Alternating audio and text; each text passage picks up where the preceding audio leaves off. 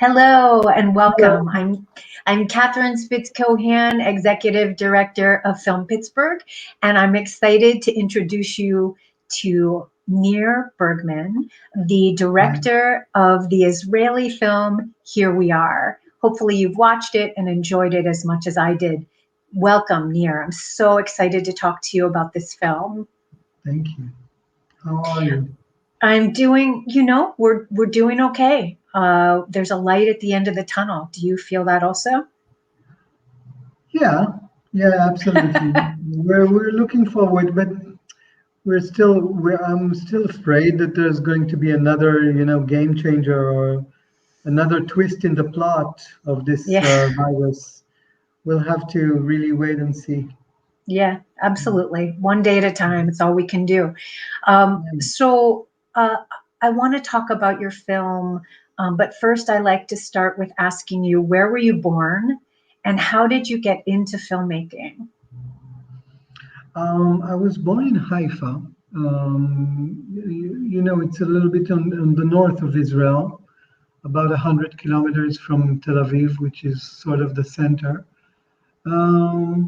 It's a harbor city, and I don't think when you grow up in Haifa in the 70s and 80s, as I did, you don't become a filmmaker. So it was really it's like the labor heroes city. I was supposed to be a basketball player. But then they discovered that I will be quite short, so I had to let that career go. And I guess when I was a teenage, I moved with my mom to an artist village. It's called Ein Hod. It's the only artist village in Israel. And there I was more open into different things than sports.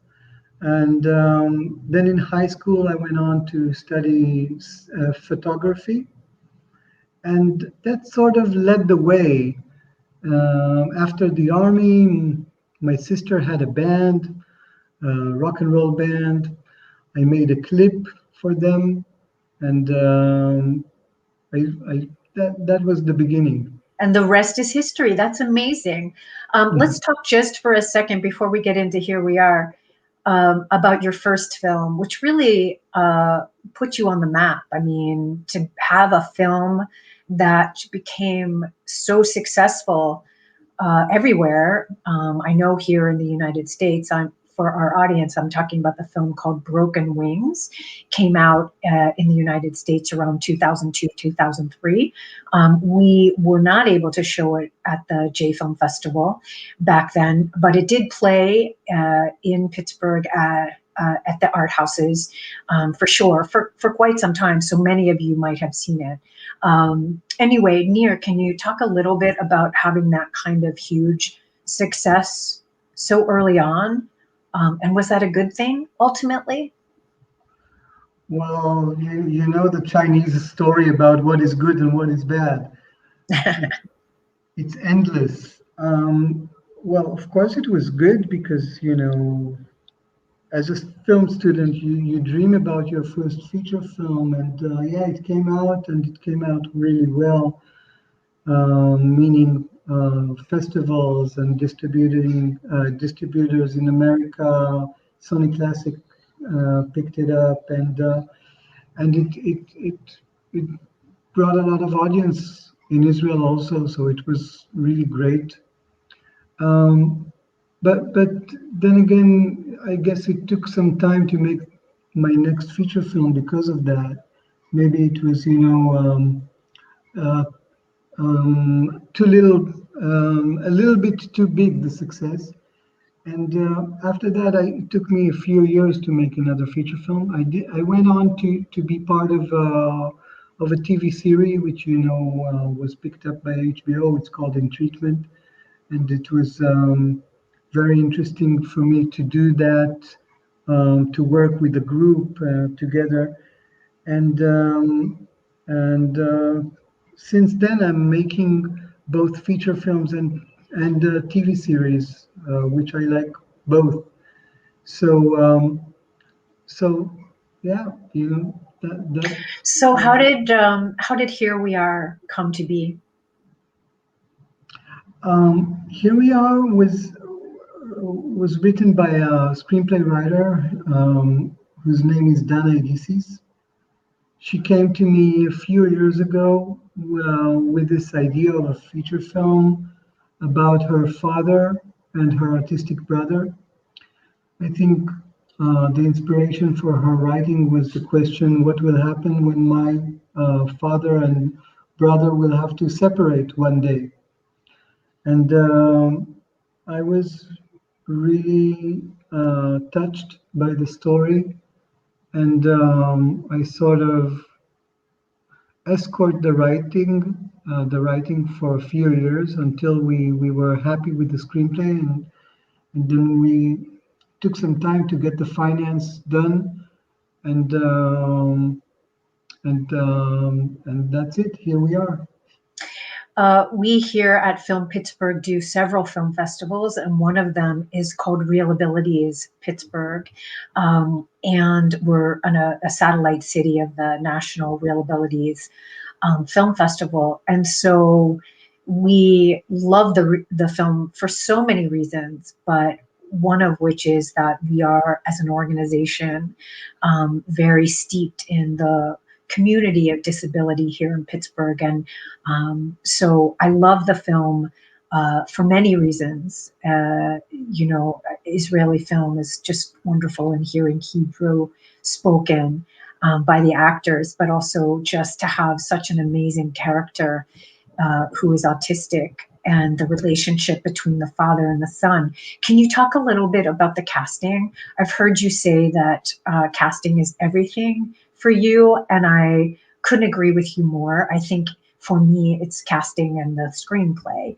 And the screenplay was so beautifully written. It doesn't surprise me at all that the woman who wrote it had a personal connection to the story. So, could you talk a little bit about the casting?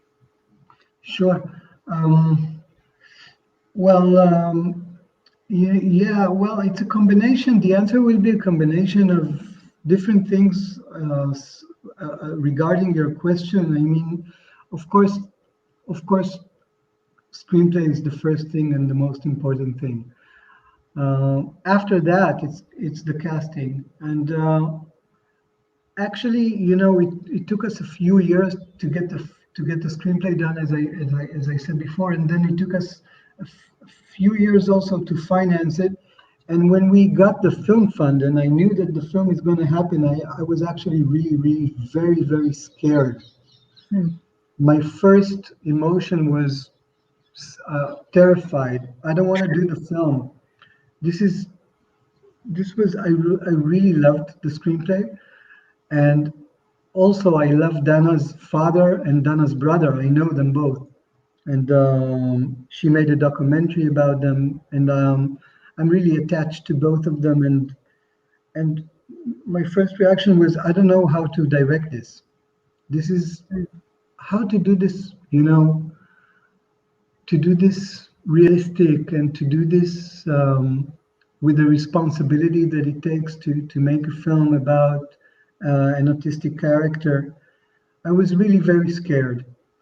Hmm. Coming to cast the character of Uri, we were thinking, Dana, me, and also the cast manager, Orit Azulay, we were thinking that we don't want an actor who's very famous, an Israeli actor that the audience will say, oh, look at how this and this is doing an autistic part. We wanted someone who's really fresh, that um, that you won't have to work hard to suspend your disbelief.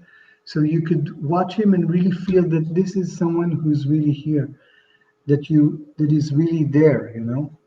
And when Noam Imbar made his first audition, we were quite amazed about his techniques. And uh, I don't remember when, but I asked him how, where did he learn to work like that? And apparently, his father was managing a place for autistic kids, and Oh. Yeah, Noam became friends with them, especially one of them. So in a way, he had Yeah. character inside him.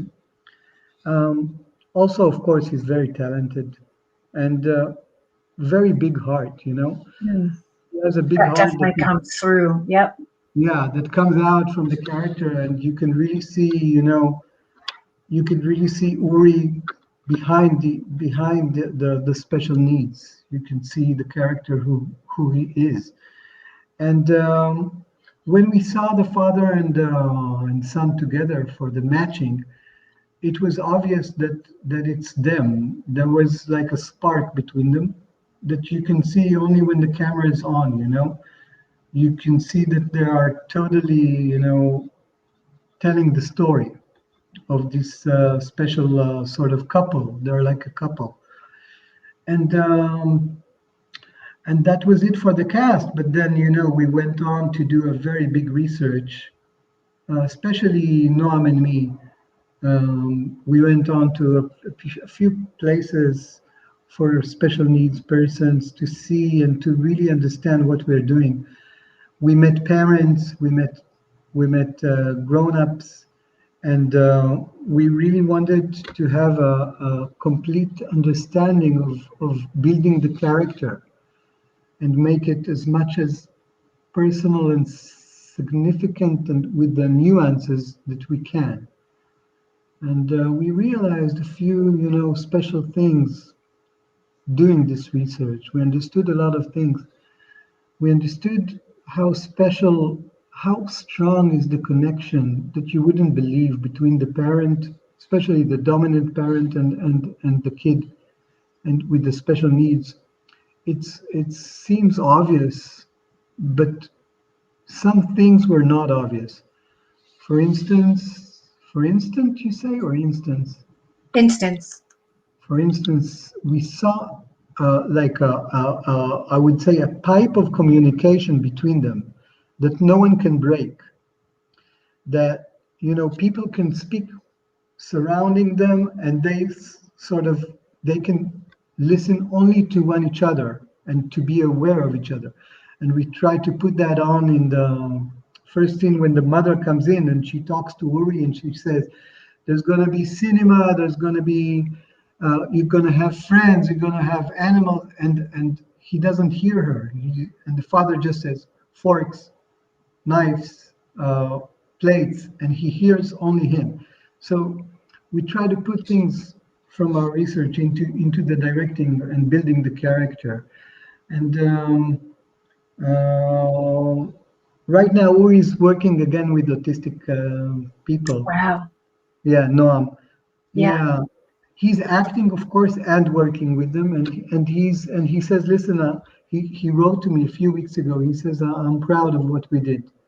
Oh, And that yeah. was that was like a good stamp. You say stamp, yeah. You Stamp say of stamp, approval. Yeah. yeah, stamp, You yeah. know, For it him, yeah. is a universal theme. My daughter is 24 now, but when she went away to college at 18, when she left, I distinctly remember feeling like a part of me, a limb had been removed. It Yeah. was a visceral reaction to her going away. And so to me, you know, I can only imagine when you've been such um, a large part of your child's um, complete life to the degree that the father is in the movie, that you I mean, it just was beautifully told. It was beautifully done, and I think extremely universal, um, Yeah. because um, not for all relationships, not for all families, but for many. And I'm just so grateful. I thought you handled the delicacy of the themes beautifully. Um, Specifically, this scene where they're about to get on was it a boat? It was a plane. They were getting ready to go. I can't remember what type of was it a boat or was it a plane? I don't know Oh, the which scene scene where you're they're talking about to about. go and Uri has a breakdown, Yeah, the it's in the meltdown. train. Yeah, yeah, yeah, yeah. When they come out of the train and they need to go back to Oh, it was the a train. I yeah, knew yeah, it was a form of transportation, but it was, it was so incredibly must have been a very challenging scene to shoot. Which did you face? What were the major challenges that you faced in making the film? Anything pop out for you? you mean this scene specially, or the film Any altogether? scene that seemed like it might have been a very That challenging scene to yeah, do. that scene was very challenging for Rory, of course, but also, also for the viewers, it's challenging for the Yeah. viewers also, I guess. And we had a lot of discussions about this scene in the editing room, because Uri is going through the sort of a breakdown. He doesn't want to go back on the train that will take him, because he finally understands that they are separating. And the scene was a little bit too long for some of the people. When we do these screenings, that we sort of check ourselves before we finish the cut. And some people say you have to shorten it. It's too hard, you know. So can I interrupt for 1 second? So for our audience, I'm not sure what you call it there, but here we might call it a focus group or something where you Yeah. bring people. Just, how do you find the people that participate in this? Are they You look friends? in you look in your phone and check your WhatsApp. Okay, so it's just friends and folks, people, and you ask them to come and watch the rough cut of the film, and then they give you some feedback. That's great. Yeah, Very yeah, good. but sometimes we ask them to bring their friends that we don't know. Gotcha. Yeah, perfect. Yeah. Okay, so you heard that scene was, did you end up cutting the scene a little bit? No, no, we kept it as long as it is, because this is the truth.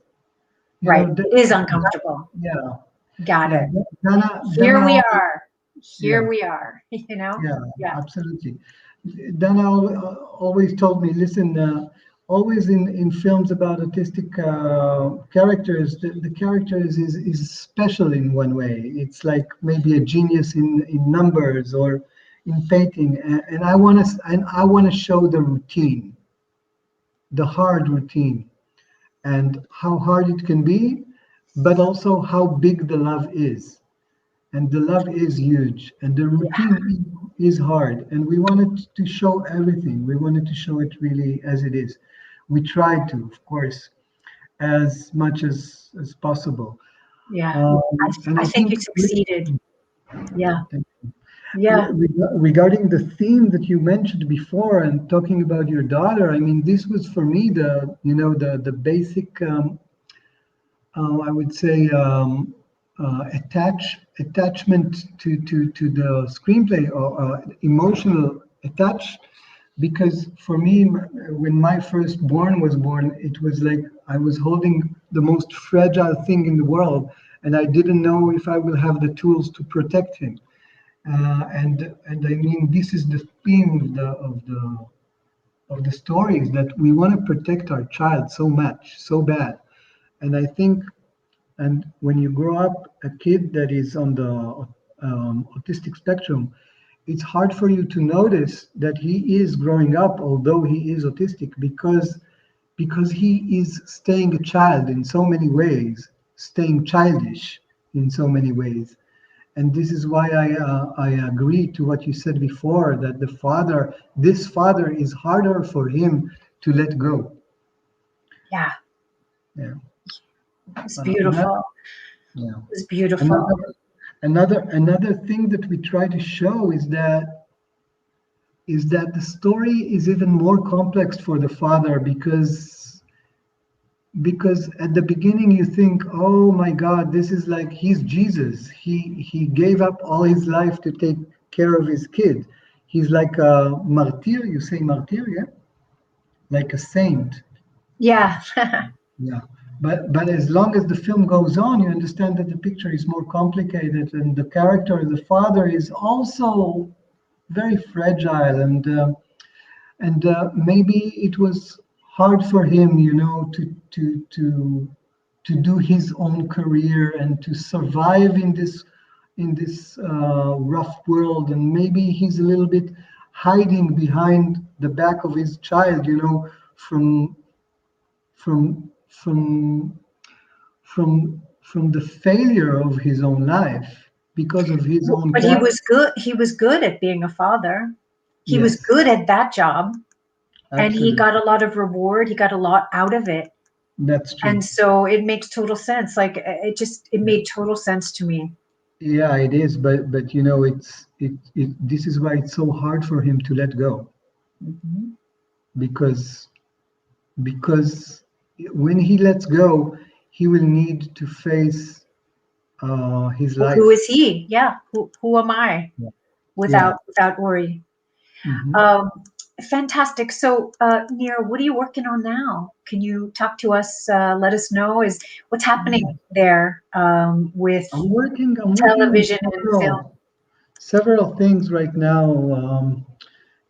There's never a dull moment here. You always, Even with yeah, the shutdown and the pandemic. yeah. You always Good. have to develop. You also always all the time you have to work and develop uh, um, projects to the future, because you know it's not easy here.